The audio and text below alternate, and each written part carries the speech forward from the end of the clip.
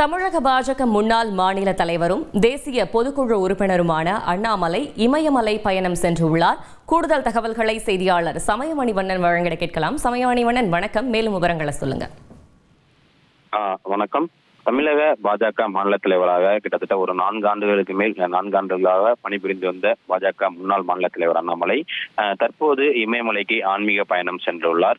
குறிப்பாக தமிழக பாஜக தலைவராக கடந்த 4 ஆண்டுகளாக அவர் பணியாற்றி வந்த நிலையில் தற்போது புதிய மாநில தலைவராக நயினார் நாகேந்திரன் அவர்கள் நியமிக்கப்பட்டுள்ளார். குறிப்பாக கடந்த 2 தினங்களுக்கு முன்பாக அவருக்கான பதவியேற்பு விழா நடந்து முடிந்த நிலையில் தமிழக முன்னாள் பாஜக மாநில தலைவரும் புதிதாக பொறுப்பளிக்கப்பட்ட தேசிய பொதுக்குழு உறுப்பினருமான அண்ணாமலை அவர்கள் நேற்றைய தினம் டெல்லி சென்று அங்கிருந்து உத்தரகாண்ட் வழியாக இமயமலை சென்றுள்ளதாக தகவல்கள் வெளியாகியுள்ளது.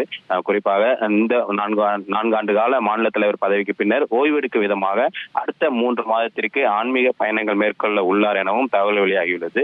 இமயமலை சென்றுள்ள பாஜக முன்னாள் மாநில தலைவர் அண்ணாமலை அங்கு பாபா அவதார் குகையில் ஆன்மீக பயணம் மேற்கொள்வதோடு தொடர்ந்து பல்வேறு ஆன்மீக தலங்களுக்கும் அவர் செல்ல உள்ளார் என்கிற தகவலும் வெளியாகியுள்ளது. தகவல்களுக்கு நன்றி சமயமணி.